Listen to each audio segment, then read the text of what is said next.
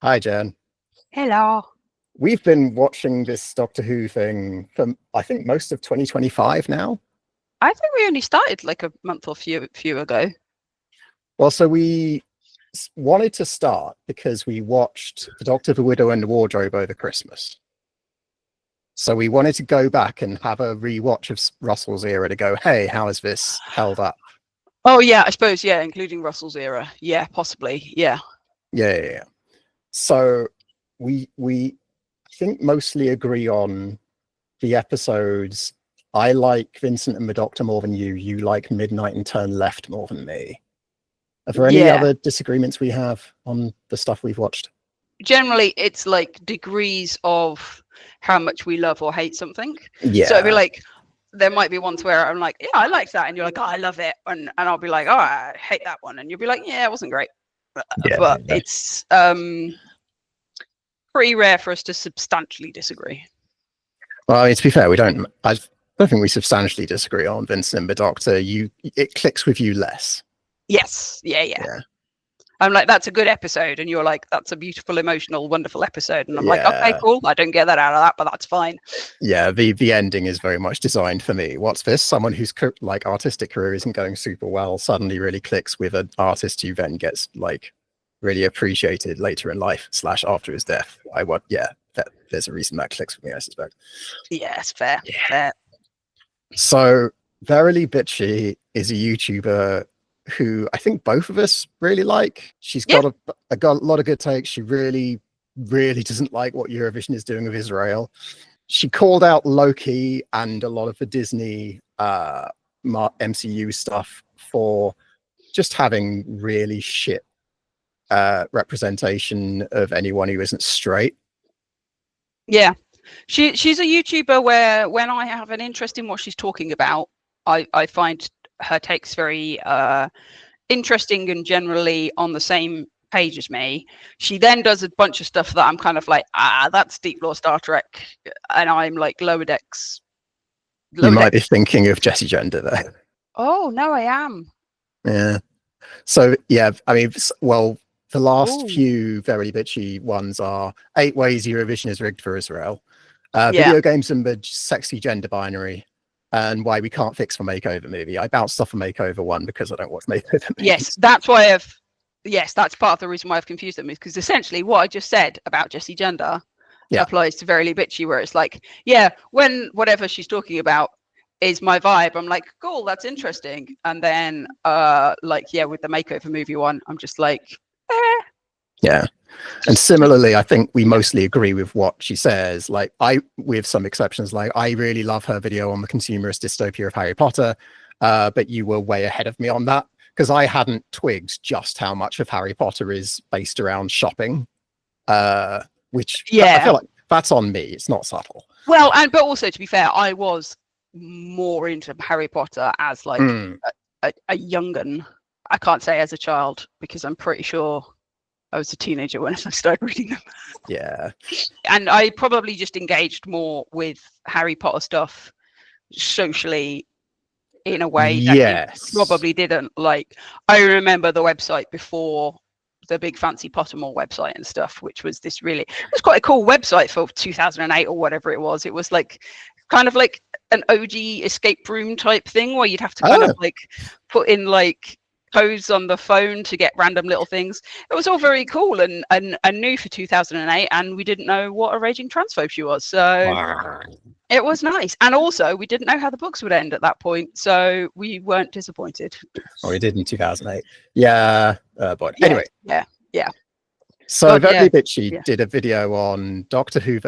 Did a video on Doctor Who, and that video broke my brain, so I wanted to have a look at it with you for a couple of reasons. One is we're both non-binary. Do you mind being outed on that on the internet? It's fine. We're both non-binary, but I was raised mask, and so like the patriarchy has its roots in me deep. So in you different as well. I got all the privilege out of it, like with a couple of asterisks. And so like I've tried to do a bunch of deprogramming, but there's only Like that's an eternal project. So having your perspective on this is going to be super useful. And also, like, whenever I've tried to watch this video, I've only got a certain way in before I get just really angry and sad. And a reason for that, I think, is like the autism thing of I watch stuff like this and it like she's saying stuff, Verilie saying stuff, and like, oh, okay, but that's not true. And so like having someone I can check shit with. Yeah, hopefully being able to like process and discuss in real time will mean that you're like you get the annoying thing out of your buffer rather than like, oh no, that's staying in the buffer because I'm still remembering. At some point I need to talk to someone and tell you this. And I know you'll tell me if I'm like wrong or talking out my ass, which is very important. Yes, no, absolutely. As will you to me. And I'm pretty sure there will be a couple of areas where we slightly sort of disagree, or I'll just have to be like, trust me, bro, that's a yes. You've been raised femme thing, or you've experienced life femme. Yes. All right, well, let's watch the thing. Oh, should we do context of we really love Stephen Moffat even before? So we are Stephen Moffat fans. We really liked Coupling. Wouldn't rewatch it now. That's not going to have aged well. I would be fascinated to see just how badly it's aged. Yeah, but sex comedies from the 2000s, but yeah. So we've always really rated Moffat. Yeah, we're very chuffed when he started writing under Russell, and we were very like, yes, of course the best ones are Moffat ones. So we're very excited when he was taken over. So excited. Yeah. I personally think he's the best of the writers that we've had. I mean, I think he's the best Doctor Who runner, because like, even if you Old Who, you're like, Old Who was of its time, and this Who is better. Is Chibnall better than Old Who? No. It depends which Old Who you're talking. No, it's not. No, Chibnall's fucking awful. No, it's not. Yeah, I can't make that statement. There's probably some Old Who that is. Yeah. But like that, Chibnall is an era which is almost entirely without merit, in my opinion. Yes, I think you can't make the statement all new Who is better than all Old Who, with the caveat of obviously bloody love Sylvester McCoy, but that's like nostalgia and childhood speaking. Yeah. So removing it, being cold and compassionate, you are like, hey, Sylvester, they do all end with you going, I set the weapon to backfire, and then they tried to fire the weapon at me, and then they blowed up. It was the end of every Sylvester McCoy one. So, you know, when you look at it cold and calculating, it's not the greatest, but it's still better than Chibs. But there is Doctor Who's always kind of struggled with that to a certain extent, in that like Moffat had a bit of a problem with talking the bomb out of exploding. Russell had a problem with Deus Ex Machina to get himself out of plot corners he'd written himself into. Yeah, Gatiss had a problem with all endings. Oh, Gatiss. Oh, Gatiss. Fucking cool. BBC is a boys' club, man. Anyway, yeah. Yes. So so generally, as background, we like Moffat. So I am actually watching this with the whole thing of I like Moffat, therefore my instinct is to like rebuff all the points because I want to. So I'm kind of trying to be like, second thoughts, listen, are they actually is she making a good point? Is this video making a good point? Don't just jump to Moffat's defense. Which Moffat doesn't need defending. He's basically retired at this point. Well, or just getting to do whatever the fuck he wants. Yeah. Right. Awards. While presenting an award to Sherlock and Doctor Who showrunner Stephen Moffat, he announced, he's a loving and non-misogynist husband to the equally brilliant but far more beautiful wife, Sue Virtue. A non-misogynist, he called him, because that was the accusation that Moffat was a misogynist. And Moffat was at his peak at this time, running two of the most expensive and popular BBC shows of the time, achieving the sort of rock star fame, or at least Tumblr fame. I do want to this is so tiny, but whenever anyone talks about Sherlock, they always skip over the fact that Moffat and Gatiss were co-runners of that, like, because it doesn't really fit the narrative if you have a gay man working with Stephen Moffat as like an equal partner in running Sherlock. Yeah, I mean, I was gonna actually say, should we just agree that we're not going to get into Sherlock? Oh God, yeah. I don't give a shit about when Sherlock. like That's like we fully can't do that. That's I'm beyond not the scope. I'm not doing Sherlock. I'm No, not in a no, like I've got incredibly complicated feelings about Sherlock, and I think that Yeah. there might, I'd have to rewatch it all. There might be some points that get made about Moffat being less than great with female characters in Sherlock. Yeah, it's hard, right? So like his version yeah. of Ariadne Oliver. That's not. Yeah, but yeah, so that's it. So exactly the problem. Exactly, that's what I'm saying. Is like I have got complicated, and I am definitely not in a position where I'm like. Yeah. I have no interest that. in defending Sherlock. And yes. like, Yeah. It's so let's just we'll let that go. But he couldn't seem to shake these accusations that he could only write women as sexist caricatures. And new Doctor Who companion Amy Pond was at the centre of the drama. Amy was far too sexy in her short skirts, and it made people super friggin' uncomfortable. Amy actress Karen Gillan came to the show's defence a few times, saying she chose those skirts herself. It was just the fashion of the time, and that Moffat, as a mere writer, never had a say in or cared about what she was wearing. But is this... I want to highlight that just so we can come back to it later, because the fact that Karen Gillan picked the skirt means that, like, points Verilie makes later that I've seen, it makes them more complicated. Yeah, well, and also, while we've paused on this exact moment, he's the writer, not the director. He did not do that pan shot. He might have written in the script the camera tracks up from Amy's knees to Amy's face, but it would be unusual if he did. That's really not. I was going to say, like, I'd need to see a leaked script with that in there for me to assume, like, particularly having worked very minorly with the BBC on admittedly radio production and a super basic bit of TV stuff, but it is very much like the writers, right? And unless it's like narratively important for a stage direction, you just don't put it in because that's not your role. Yeah. So we're getting ahead of ourselves. Yeah. We know for sure that he at least had some opinions about her looks from the beginning. As he said, when he first saw an audition video of her, I thought, well, she's really good. It's just a shame that she's so wee and dumpy. And then when she was about to come into the audition, I nipped out for a minute, and I saw Karen walking along the corridor towards me, and I realised she's 5'11", slim and gorgeous. I thought, oh, that'll probably work. But even... It's not fucking great, is it? No. Well, actually, I was going to say, so Doctor Who versus Women. That's the name of Verilie's. It's a disingenuous video. title, isn't it? Well, so this is it. Is again in much the same way that I'm not here to litigate Sherlock. I am totally much less prepared to defend Moffat saying sexist shit outside of the scripts. Yeah. I agree. So completely. that's a pretty shitty thing to say. That's very Gen X. Yeah, it really is. Where you're just like, oh, okay, cool. Yeah. It's Doctor Who versus Women, not Stephen Moffat versus Women. Yeah, exactly. Yeah. So and I don't know. I suppose these out of canon things that get said and stuff, sort of, you can kind of maybe go, well, they're context of, but also at the same time, like 98% of the people watching it have never heard that clip. Yeah. But and the attitude of like, we can look at Doctor Who on its own merits and go this good, this bad. That takes us a decent chunk of the way. If Moffat had done, for example, the sorts of things that Neil Gaiman had done, there would be no defending that shit.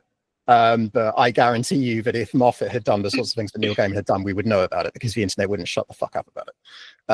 And we would not be here going, hey, here's our instinctive defense of him, because it would be an instinctive and gutted, that's a real shame.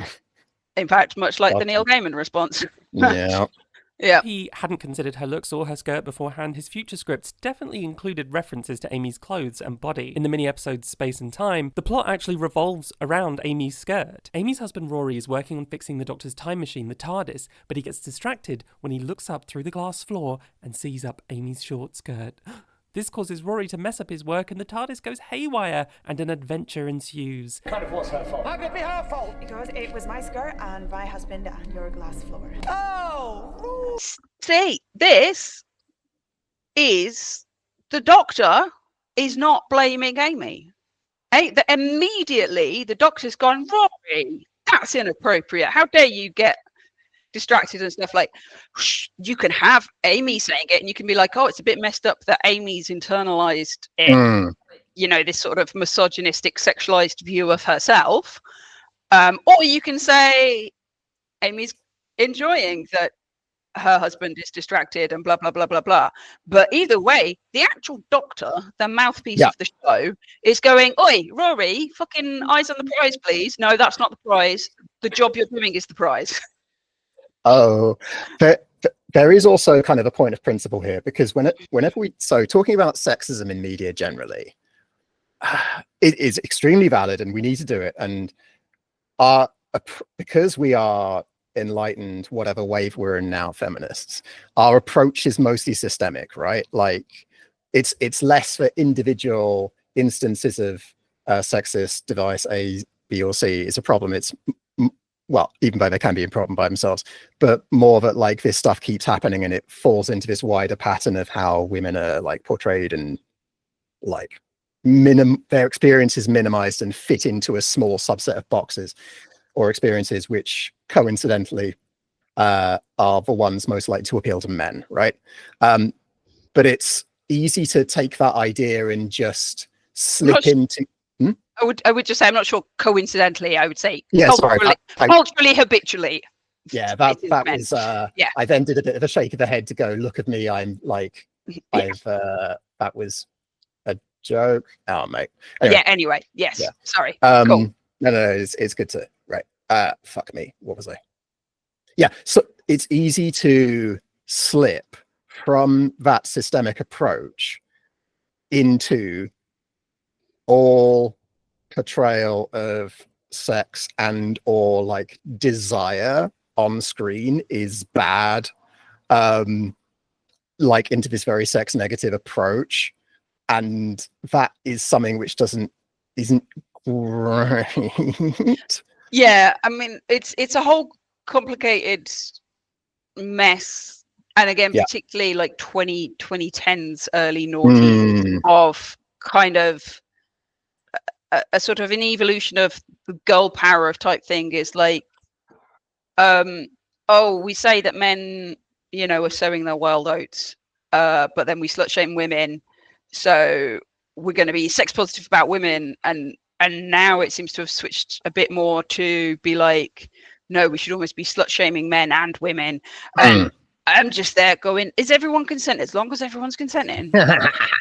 Okay, that you do what you want to do. I don't understand it. I'm demisexual, so your weird biology based is fucking wild to me. But you all do it. Well, a lot of you do it. So as long as everyone's consenting, I don't care. We are. How far are we into this? Sorry. We are 2 minutes into this video. So Verilie, don't worry about it. So Verilie is like constructing her argument right now. And I think it's quite interesting that the very first clip Verilie has chosen to show is from a webisode that wasn't part of a main show.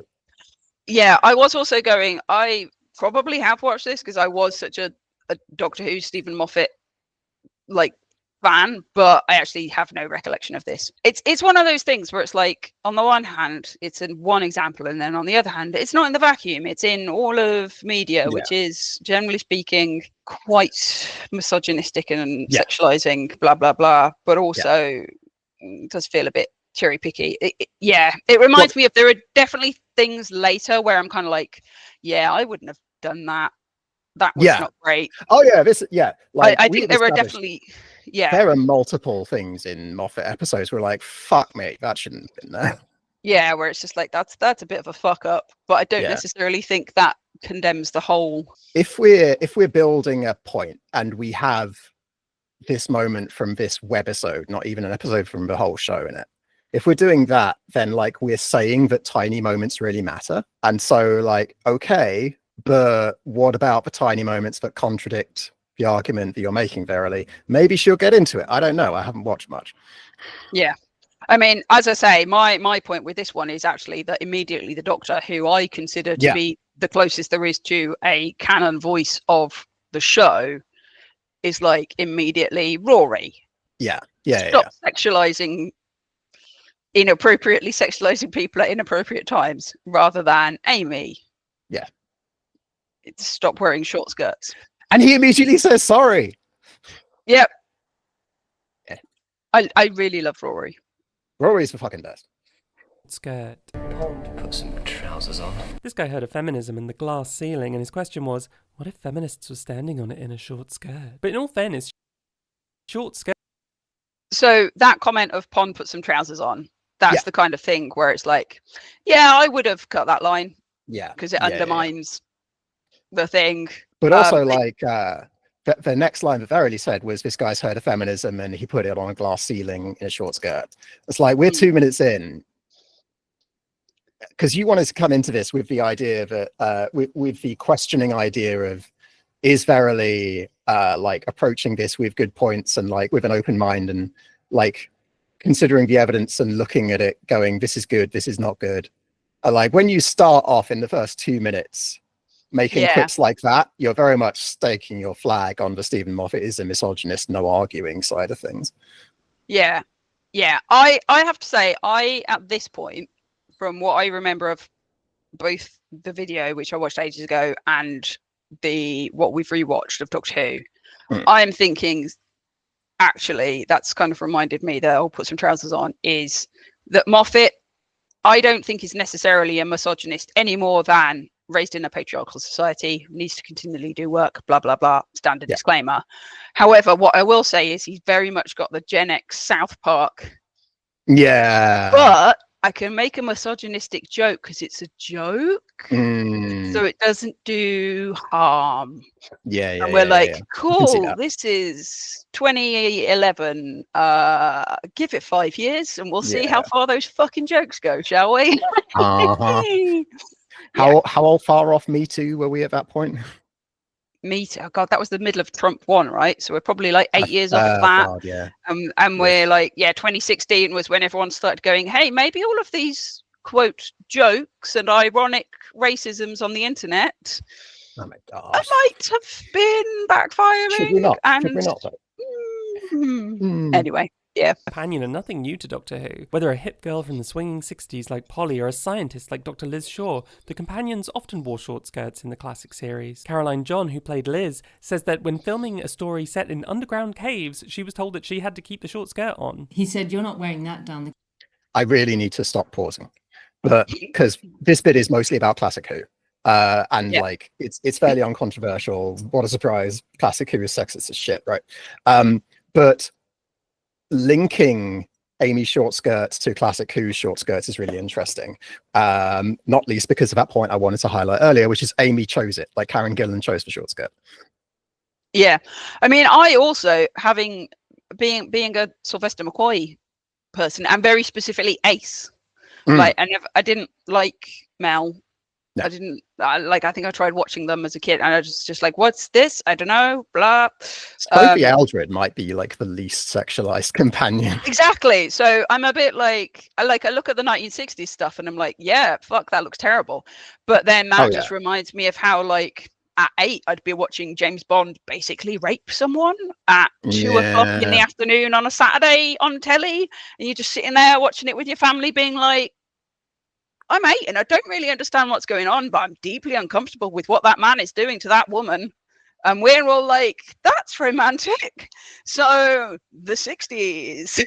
This is one of the reasons why I wanted to do this specifically with you, because this stuff did make you uncomfortable when you were a kid. And I used to watch a lot of James Bond. It didn't occur to me that that was a problem when I was a child. And I was a child. But that's like what the patriarchy, it digs in, doesn't it? Yeah. Okay, so I said, John, they won't let me wear anything but these short skirts, which actually, because we didn't wear coloured tights in those days, revealed everything practically. She was only allowed to get into more appropriate clothing because the actor who played the Doctor, John Pertwee, stepped in and had a go at some people. And obviously the point was that Doctor Who needed eye candy. Producers such as John Nathan Turner in the 80s would refer to the female companions as something for the dads. Because of course adult men can't be expected to enjoy family television unless there's scantily clad women in it. When companion Nyssa went from a skirt to trousers, fan complaints led Nathan Turner to put her back in a skirt so as to not upset the daddies. Nicola Bryant, who played Perry in the mid-80s, was expected to wear very little at all times. In one case, shooting on location in freezing temperatures in barely any clothing. The costume was a huge problem on location. I got frostbite and pneumonia. When I saw my doctor, she said to me, "What have you been doing? Standing outside with no clothes on?" I went, "Yeah." I do remember our lovely cameraman John shouting at one point, "Oh, just slap her, she's gone blue." Of course, you'd hope that the new Doctor Who would reflect the feminism of the 2010s, where John Pertwee had to stick up for his companion's right to not wear a short skirt in a cave. You'd hope the same would be true today. So anyway, here's Amy and She picked wearing it! a short skirt. Of course, this is the same story where, at the end, Amy takes the Doctor to bed with her and tries to hook up with him. Amy doesn't believe. That's all That's weird. a bad thing. It's in the show. It is a bad thing that she's doing. I also just fully don't understand that whole, like, just every now and then there'd be a weird little, like, oh, Amy's gonna flirt with the Doctor, and I'd just be like, oh, okay, I don't understand why that's happening. I can't even... get the Time of Angels one. So in Time of Angels, there's two things happening. One is she very nearly died, and that is a thing where people like have a whole lot of like rushes of stuff and like, oh, life is precious, so I should act on impulse. Yeah. And like I should trauma act on bond and impulse as long as I'm still socialization. alive. Yeah. So it's that, and it's she's been traveling with the Doctor for a little while, and so she's fairly impressed by him at this point. So she's like, "Fuck it, I'm gonna like do a sex on this impressive alien or whatever." But like the show is presenting, like the show says that what Amy is doing is a bad thing, and so like presenting it as, oh, Moffat had the companions want to try and screw the Doctor. It's like that's skipping over a lot of quite important stuff. Yeah, I think as well there's a certain element of, and again this is confusing to me because the allosexuals are Weird people. Sometimes they almost have to contrive this is definitely not going to happen, because otherwise they're like, well, the tessellating genitals, so at some point some Rose Tennant bullshit must happen.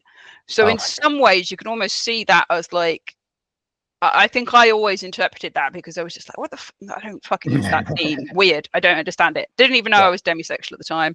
It was just like, what the fuck is wrong with you people? But yeah, so I think I always just went that as, okay, that's them going, this is not that type of relationship and will not be that type of relationship. That's a cool point. I hadn't considered that. So like metatextually, like they're doing a bit of a could this happen and then stopping it to go, look, we've done it now, let's all move on. Yeah, we've raised the question. The answer is no. It stops it all, won't they, I suppose?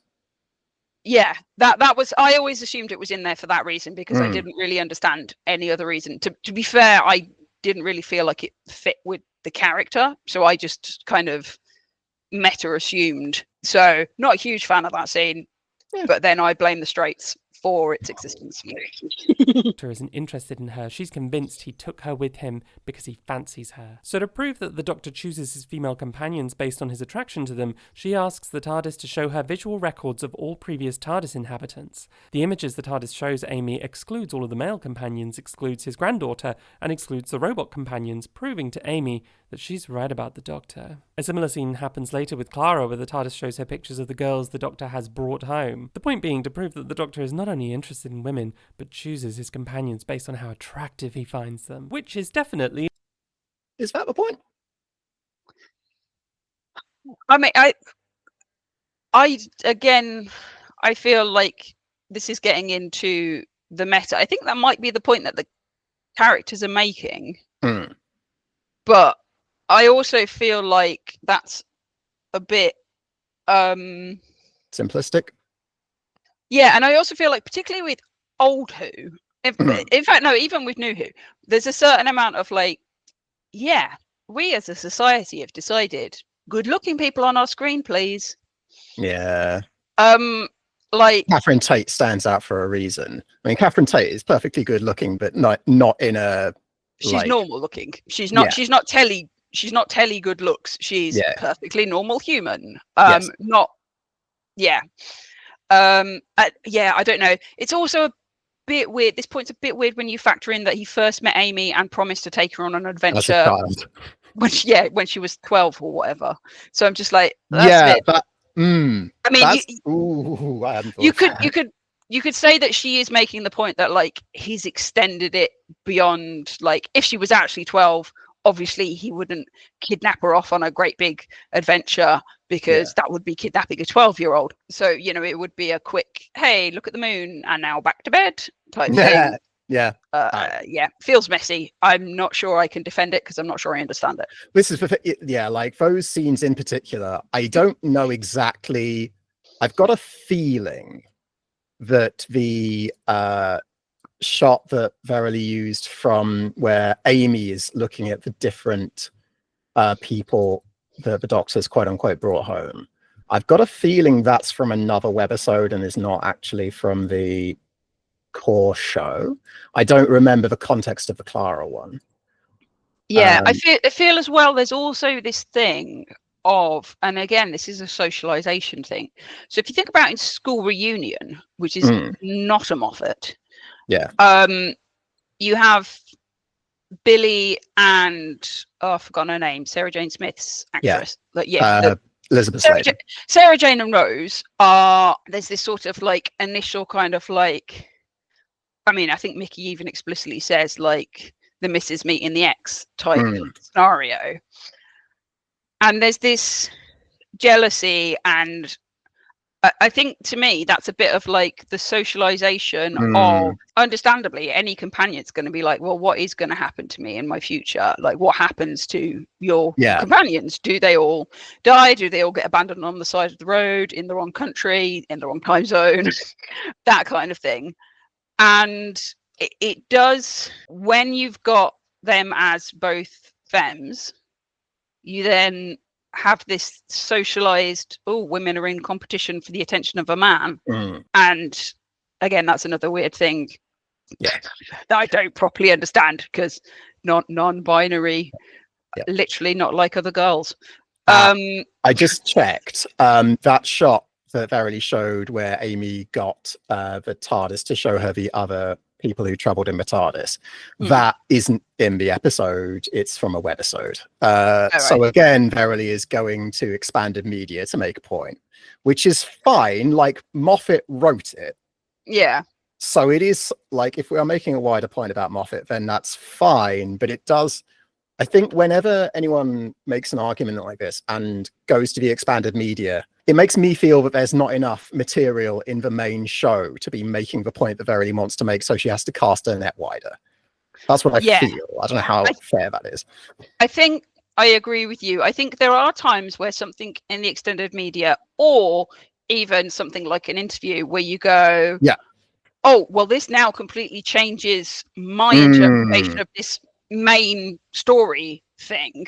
Like, as in the light of this, I'm suddenly re-looking at that, but I'm not really getting what that's reflecting on in the main story, other than this idea that the Doctor's a bit of a pervert for the fact that we only want pretty people on our tellies.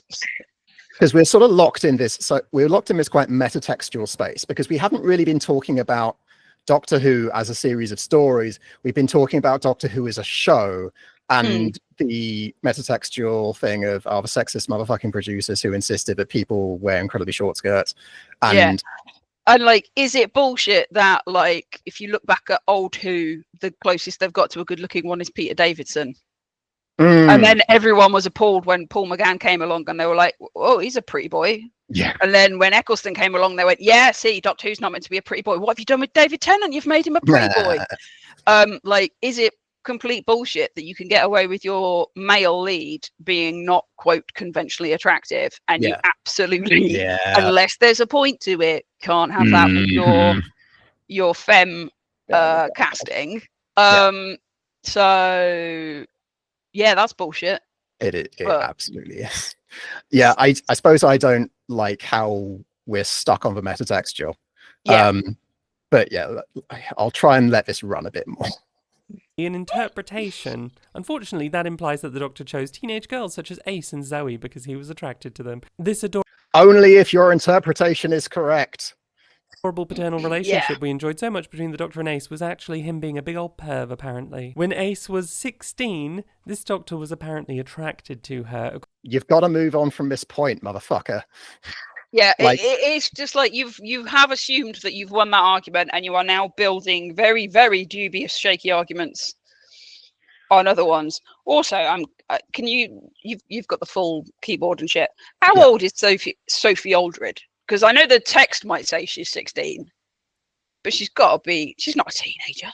She is 62 now. She was born in 1962. So she'd been 20-ish. I think 82 she or was 84. Aced in 1987. Oh, right. So she was 25. Which again, like, is it ridiculous? You know, that fucking Riverdale thing of like, you keep casting hot 30-year-olds and saying that's what a 14-year-old girl looks like, and then all of the 14-year-old girls get eating disorders because they don't look like hot 30-year-olds. You're like, that's bad. Don't do that. It's bad, but it's also sort of by not even accepting this frame, by creating this frame around two scenes that I don't know the context of. Maybe the scenes are exactly what Verilie is saying, but by constructing this whole argument around those two shots that Verilie talked about, like, she is buying into this thing of the Doctor Who companions are all sexualized. It's like, that's not true. Like, even if those scenes do mean that, that's like incorrect in terms of the rest of the show. That's not what Sylvester McCoy was doing when he picked up Ace. Like, so well, so I suspect that Verilie is trying to say that it's bad that those scenes are in there, because I think she's saying that those scenes are evidence that Stephen Moffat grew up watching Old Who, thinking like that was his interpretation of Old Who. And I'm just like, I feel like you are really reaching too far from too little evidence. That's there's a CBT technique. There are a lot of things you do in CBT where you look out for tricks your mind plays on you. One of them is black and white thinking. Things are either one thing or the other. There are no shades of grey. But another one is mind reading. Like, my friend cancelled a social engagement, and I'm going to extrapolate from that my friend hates me. Like, I'm reading my friend's mind, and like that's what Verilie's doing here. Yeah, and also combining that with catastrophizing. Like, I am assuming the worst of interpretation of that. Is like, what's the worst thing? Yeah, anyway. Yeah. According to Moffat's suggestion, potentially rewriting the entirety of Doctor Who history is incredibly creepy. Thank you so much, Moffat. But this wasn't how the Doctor was played or written in the classic series. As Tom Baker so eloquently put it, the Doctor was flying around the universe with no dick and a sonic screwdriver. You're a beautiful woman, probably. The classic Doctors were, or at least appeared to be. That's exactly Peter Capaldi's attitude as well. Yes, yeah.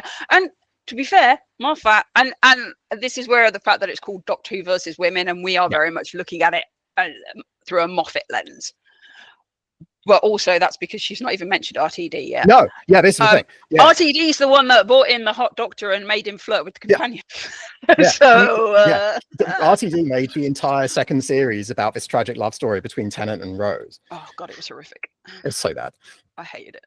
Besides one dubious romance in 1964 and another apparent romance in 1996, there was a good 32 years where the Doctor expressed zero interest in romantic relationships, let alone sexy ones. But if that's the case, then why does the Doctor travel around the universe with a pretty young woman? Well, in the very first episode, way back in 1963, the Doctor was travelling with his granddaughter Susan. The show had been carefully designed as a family show to appeal to the broadest possible audience. You had the mad scientist, the Doctor, who travelled in time and caused trouble. You had his granddaughter Susan, a young girl who children could relate to and see this world through. They specifically made her his granddaughter so as to make sure it didn't seem creepy that the Shall we 1.5 speed the Old Who bits? Because we're not really talking about that. We're basically going, yes, it is bullshit. The 20th century fucked.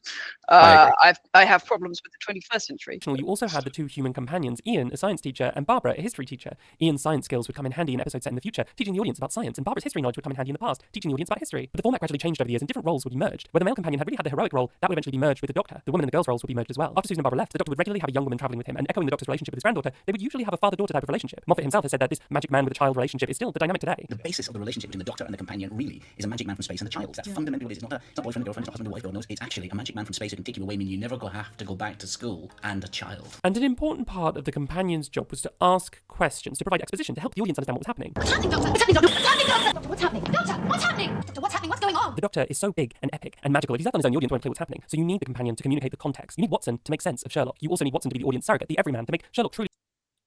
I don't agree with the audience surrogate thing, but I think that's weird. And I think people assert that as if it's a universal thing, when it's actually, that's like one way you can engage with a show or a text. It's not like a universal thing. So what I will say is I do think you can say that they're the I don't know. This is where it comes down to what does an individual mean by audience surrogate, because I do think you can be like, yes, they're there to do the whole please explain out loud what is happening. Yeah. And so you could say that they are the avatar of the questions of the audience. They're like the audience point of view. Yeah. That doesn't mean you have to fully relate to them. And it's like it's a self-insert. Like, yeah, because, the audience have to be able to put themselves in Watson's position, otherwise it doesn't count. Yeah. Which is quite weird coming from Verilie, because that's the kind of thing I'd expect from a cishet white dude who's had enough media available to him to never have to be like, oh, this person isn't exactly like me, therefore I have to do the work to relate. Do you get what I mean? So I would assume that Verilie would not fall into that trap as easily, but we all do sometimes. So yeah, really shine. This show was designed and refined into an almost perfect format to make this whole adventure through time and space thing work. But what this has meant for the majority of the last 60 years is that the great hero of the show is the male character. He's older, he's smarter, he's braver. The Doctor is the hero, whereas the companion, the Doctor Who girl, as she's sometimes called, is young. She's not as intelligent. She's prone to a cheeky kidnapping. She's the damsel. But the rise of Doctor Who took place at the same time as the rise of second-wave feminism. So by the early 70s, showrunners found themselves confronted with a problem. The formula of their show versus feminism. There was always the threat that something vile would be done to our beautiful and virginal young heroine. I feel like we should possibly just skip through some of this. Yeah, it's like the 20th century. Better than the past. It was pretty bad. Long way to go. Oh wow, but Verilie spends a lot of time on Classic Who, doesn't she? In 1989, only returning in 2005, now starring Billie Piper as the Here we go. with Christopher Eccleston and later David Tennant as the Doctor. What we've jettisoned is the sexism of the underwritten female role. Granted, Billie Piper is nothing if not incredibly beautiful, but objectified she was not. She's not styled to be sexy, she's styled to be a working-class 19-year-old living on a council estate in 2005. And the role of the companion was greatly expanded at this point. We now had season-long arcs structured around the journey of the companion. We had that for Ace.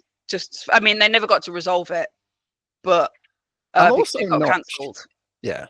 But there was this whole... it's true. Sorry, it is with Ace, yeah. But what was the whole thing with Ace? So with Ace, there was this whole mystery of like, how did she wind up with the Doctor? And there was some kind of, so in the Hemovores episode, the baddies all like, oh, did you think it was a coincidence that like a time storm just happened to appear in her thing and she's part of this terrible lineage or something, and just sort of hinting at things. And it had sort of been hinted at slowly throughout those anyway, of just like you'd have Ace's weird baggage of like, I don't know, something bad. She had run away quite happily into a random tide vortex or whatever it was that joined her up with the Doctor. Yeah. So you already had that with Ace, so I don't think that's entirely reinventing. Like, I think it wasn't as clean cut. Sorry, I just feel the need to defend a bit of old Who, as in like in that first however many years, is it 32 years or whatever run, it did progress. And I feel almost as though it got cancelled because it was probably ahead. And then society had to take however many years it was to be like, oh shit, you've got a point. These women can do something and wear trousers. Also, Billie Piper, this is where we get into the whole, I don't quite understand the allosexuals. Yeah. I mean, she's clearly hot. Yeah. Like, I'm looking at her and I'm like, you're clearly, so I don't know. I don't think she's sexualized. Yeah, but so what I don't understand is how, at the risk of sounding very insulting to Catherine Tate's appearance. Yeah. Like, I would say that Billie is as I mean, obviously she's not in as short skirts as that Yeah. old like 1960s Bond girls style Who girls. I really do only know Sylvester McCoy's old Who. So apologies for the companions that are probably malign now. But like, I feel like Billy is more like Ace, and having moved that far away at that point, and then you've got Catherine Tate, who's like the no, I am properly frumpy, I guess. She's like, I think she's meant to look like TV frumpy, which is a normal person. Yes, you're very good looking and well turned out and are wearing makeup on every occasion. But by TV standards, you're meant to be frumpy. So I just had a quick look at, like, I Googled classic companions, and the first like picture that grabbed me was Romana. And just this image is like how she looks. Obviously she's wearing like a, I don't know, Edwardian, I don't know what costume that is. She's wearing this very like old English, like Renaissance-y sort of costume, but she does look remarkably similar to Billie Piper, like in how she's presented. I think Billie Piper is turned out. She is definitely wearing more clothing. Yeah, obviously, but I think she is still turned out like in a I have dressed for the male gaze with a Z, rather than Catherine Tate's character Donna, who is much more dressed for I am wearing makeup and clothes such that I've been socialized to think that if I don't, I'm not professionally dressed. Therefore, I have to. And obviously, at points, she does, Donna is far from an entirely sexless character at all. But in her day-to-day sort of stuff, she's a lot more dressed for this is what I've been socialized to consider to be professionally dressed in 2013 versus 2010s. Whereas Billy is much more like, yeah, I'm wearing these tight-ish jeans and I've got my eyebrows done in that way that we all did in the noughties. I did. There is this other side of it as well, though, that like Donna is the non-hot modern Who companion, and that is its own form of sexism, which is once women reach middle age, they're no longer desirable. That's its own sexist thing. Yeah. So the other thing that Verilie said was when Doctor Who came back, it had like arcs for the companions, and I'm not sure that's true for Rose, Martha, or Donna, because what's Rose's arc in the first series of Doctor Who? Because she starts off not knowing about aliens, but her personality, I struggle to think of something that she would do in episode 10 that she wouldn't do in episode 2.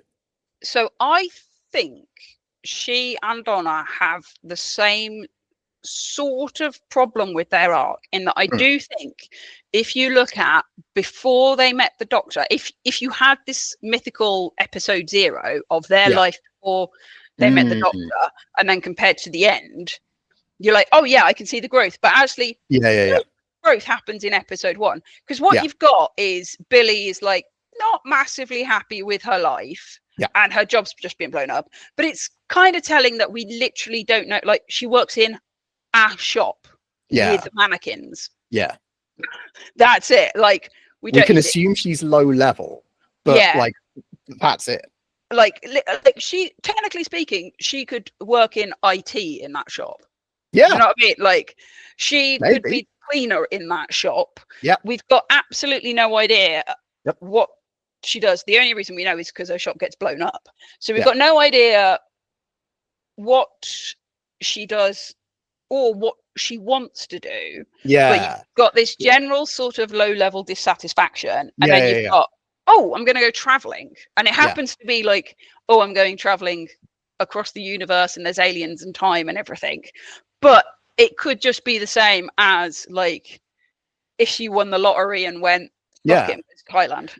And like, the traveling doesn't change her as a person necessarily. She doesn't, for example, start off as the most basic form of this character arc will be she starts off as a small-minded bigot, and like by seeing the wider universe she learns, oh, like there's all sorts of people and we're all different and we should all just get along. That's a really basic one. You can do more advanced arcs like that where the travel changes people. I'm not sure any of that like stuff actually happens beyond the fact that in the first episode she's kind of dissatisfied and then she becomes satisfied. Wink. Yeah. I mean, that is it, isn't it? Really, is that she's her character is such that she wants to go out and do more with her life. Yeah. And her circumstance at the start of the episode is that she can't, and then her circumstances from that point on are that she can. You could argue that what she does when she absorbs the time vortex in the finale of series 1, that is her like taking a step to like become the person who saves the Doctor. She is becoming the hero who saves the day. But that kind of erases all the times that she saves the day before that. Yeah, I was going to say, you think about the Slovene episode, and she's like, right, we're surviving this. How you survive an earthquake, that's how we're going to survive this. And that's like 3 adventures in or something. So she's always been this character. It's just that she's been given the circumstances to do it. Whereas Donna, I think, is a character who, because of the terrible mother character, has been told the way to fulfill yourself is to get a man and fit into this life. And is clearly unhappy with it. And at the end of the Christmas episode is like, oh my God, that is not what I want to do with my life. I want to go out and see the rest of the world. And annoyingly, all of that character arc, well, I say annoyingly, I really hated the Donna character in the Christmas thing. So I'm glad that we skipped her character over her being that. And we got all of that character development was done off screen. And she's like, right, now I'm someone who's much more proactive and looking and doing this. Meaning that essentially Donna starts her first episode as someone that thinks she wants something that she doesn't want. At the end of her first episode, basically is like, oh, I am a Billie Piper. I want to do stuff, but I can't. And then by the end of her second episode is Billie Piper.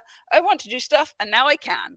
Yeah. If we compare this to Amy Pond, Amy's plot arc in series 5, Amy's character arc in series 5 is being torn between these two worlds, the Doctor and Ledgeworth. And like how she decides to live her life, what she decides is important, is like key to who she is and who she becomes.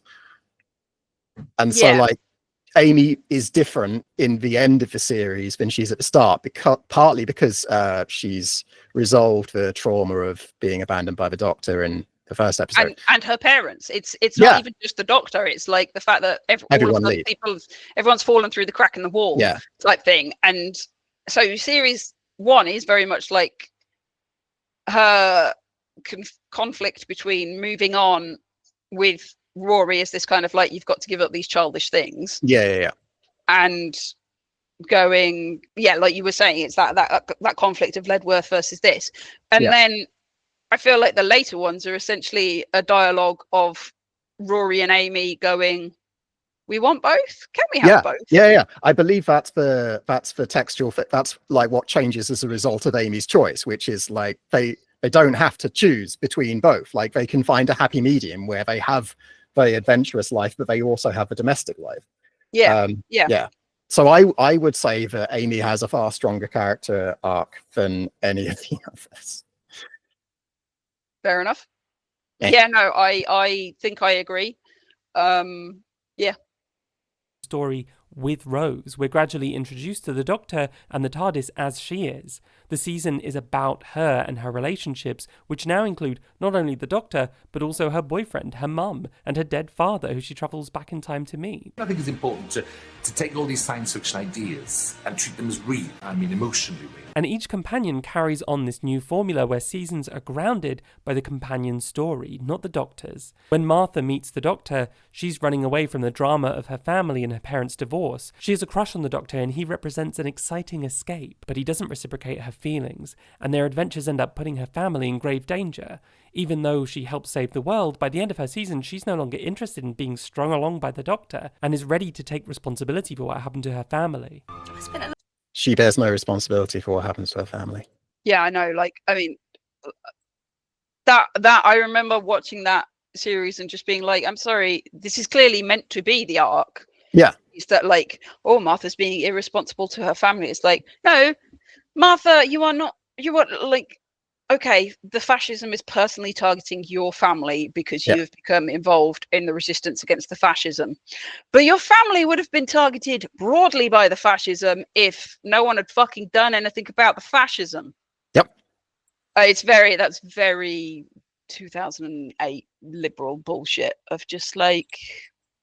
It's also telling that Verilie skips straight over the doctor sexually assaulting Martha. Yeah, I mean, yeah. I don't think it's great that he kissed her without consent, but I also think it's just this whole, again, of the time, early noughties, they cared a lot less about consent. Sigh. I am good. So the companion's arc is not some big spacey wacy adventure, it's about very real human experiences that even quite young people can relate to. These companions sometimes live with their mums, they're students. Donna's story is in large part about how her mum puts her down and how that affects her self-esteem. Donna in particular proves that a companion doesn't have to be very young in order to connect with very young audiences. Despite being the hero, the Doctor has one major weakness. He is essentially static. He can fill many roles and he knows all about the universe, but his life and his outlook need to stay essentially the same. But the companion, on the other hand, has enormous Capaldi begs to capacity differ. for change and development. The companion has the potential to be interesting and dynamic in a totally different way, and the new series really played to that strength. You can see it with Martha, who has a family and a career, and who not only underwent her own journey in her first season, but journeyed on in future seasons, also guest starring in the spin-off show Torchwood, and she could come back to the show at any time with a whole new life. And I'd be willing to bet that she is going to do that one of these days. Companions get to have rich personal lives. Ugh. Yeah. Sorry, that just reminded me of, well, not only do their genitals tessellate, but their skin tone matches. So of course, that's all the chemistry these two characters that have barely been on the screen together need to imply that there's some kind of, no, fuck off, you weird allosexuals. I didn't want to pause for everyone because we will be here all day, but that whole section really did make it seem like Verilie was just going, the Russell T Davies era was so perfect. All of this stuff I'm talking about is really good. And if like... Hopefully I'll remember this at the end. I'm going to say it now loud to try and remember. I don't know if she gets into this, but I actually think it's a much more interesting view of, hey, misogyny is the portrayal of the mothers in RTD's era. All of those mothers are terrible. Yeah, they are. Like, truly terrible. Jackie's okay. Jackie slowly improves, but when she's first introduced, she's vain, she's vapid, she only cares about money. Fab, like, oh, I'm behaving like my 19-year-old daughter type thing. Yeah, that's true. And then you've got Martha's mum, who's just not a character. She's just a series of terrible, contrived phone calls. She's there to get. Yeah, and then Donna's mum is just the personification of negging, and it's like, okay, yeah, cool. Donna's mum has no character. So Russell, tell me about your relationship with your mum. But anyway, yeah, because he's kind of trapped in the format of the show. And Russell T Davies took advantage of this to make the women central and vital to the show. They were as much the stars as the doctors were, and they were certainly no longer for the dads. Instead, they were the everyman, the Watson, the audience surrogate. Despite the inherent sexism of the doctor companion formula, the show... That's not... No. What about Jodie Whittaker? If a woman is a doctor, if a doctor's a woman, is it still inherently in sexist formula? It's just a hell of a thing to throw out there, you know. Sorry, I'm not sure I understand what you have interpreted there. So if Verilie is saying that classic Who is inherently sexist because, like, the companions were like for the dads and the doctor was the one who did everything, and like that is a problem with the formula of the show, which is inherently sexist. And Russell T Davies changed that by centering the companions. Fine, but I think saying the formula is inherently sexist is a reach, because what if Jodie Whittaker had been cast, and if Jodie Whittaker had been cast a Jodie Whittaker equivalent. Fuck me, we're gonna have to stop soon because my brain's going. A Jodie Whittaker equivalent had been cast, let's say, in Colin Baker's time. Like, would it still be an inherently sexist formula? Like, yeah, I mean, I suppose it is that thing of the 20th century did more fall into the default of, like, I mean, Jesus Christ, it's Jane Looks On. Do you know about Jane Looks On? So I've heard that, but yeah, go on. The storybooks about, I think it's like Jack and Jane or something, or John and Jane, and it's basically John doing stuff. John is playing football. Jane looks on. And honestly, that is kind of like a thing that I, as a writer, had to deprogram out myself, because like I remember at like 17 or something, when I was writing some Lord of the Rings knockoff thing, going like, oh, it's quite sexist that I've made all of my people in my adventuring party male, right? I'm going to turn these two least important members of the adventuring party into females. There you go, because that's like turn of the century feminism. And then, like, you know, 15 years later, I'm like, it literally never occurred to me that the young child protagonist could be could be a femme. Wow, that, because that was just sort of drilled into me. So I think you can say an awful lot of our culture has this thing of like the hero must be a man.